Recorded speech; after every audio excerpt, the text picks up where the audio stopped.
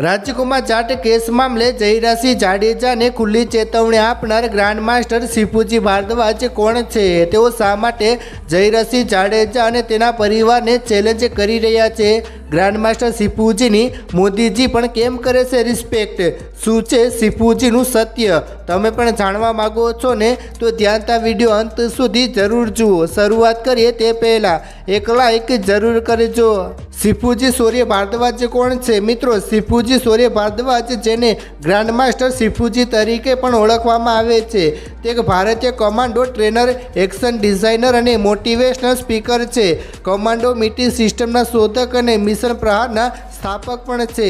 તેઓ કમાન્ડો અને વિશેષ દળોને તાલીમ આપે છે અને વિશ્વના શ્રેષ્ઠ કમાન્ડો ટ્રેનર્સમાંના એક ગણાય છે।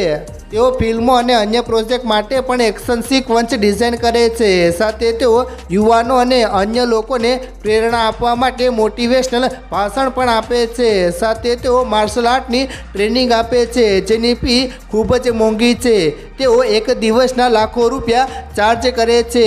મિત્રો, હવે ચાલો આપણે જાણીએ કે તેમણે જયરાસિંહ જાડેજા અને ગણેશ ગોંડલ વિશે શું કહ્યું। મિત્રો, રાજકોટ જિલ્લાના ગોંડલ તાલુકામાં પરપ્રાંતીય યુવક રાજકુમાર જાટનો રહસ્યમય સંજોગોમાં મૃતદેહ મળી આવ્યો હતો, જે બાદ ભારે વિવાદ સર્જાયો છે। ગુજરાત બાદ રાજસ્થાન અને રાજધાની દિલ્હી સુધી આ ઘટનાના પડઘા પડ્યા છે। ત્યારે હવે આ કેસમાં ગ્રાન્ડ માસ્ટર સિફુજી સૂર્ય ભારદ્વાજ મેદાને આવ્યા છે। તેમણે મૃતક રાજકુમાર જાટના પરિવારના સમર્થનમાં નિવેદન આપ્યું છે। તેમણે પોતાની પ્રતિક્રિયામાં ગંભીર આક્ષેપો પણ કર્યા છે।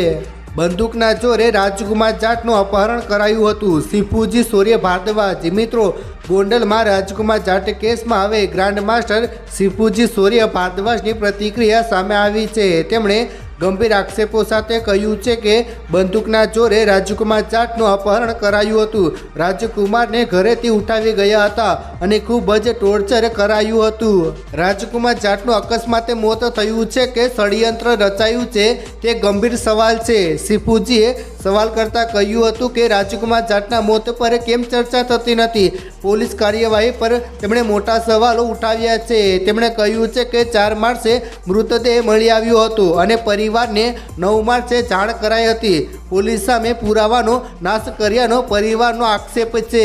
પૂર્વ એમએલએ જયરાસિંહ જાડેજા અને ગણેશ ગોંડલ સામે કર્યા ગંભીર આક્ષેપો। મિત્રો, આ દરમિયાન ગ્રાન્ડ માસ્ટર સિફુજી સૂર્ય ભારદ્વાજે ગોંડલના પૂર્વ એમએલએ જયરાસિંહ જાડેજા સામે પણ આંગળી સીંધી છે અને જયરાસિંહના પુત્ર ગણેશ ગોંડલનું પણ નામ લીધું છે। તેમણે કહ્યું છે કે જયરાસિંહ અને તેના પરિવારનું નામ કોઈ લેતું નથી। ગણેશ જાડેજા સામે અગાઉ પણ કેસ થઈ ચૂક્યા છે, પરંતુ કોઈ કાર્યવાહી થતી નથી। ક્યાં સુધી આપણે બાહુબલી નેતાઓના જુલમ સહન કરીશું?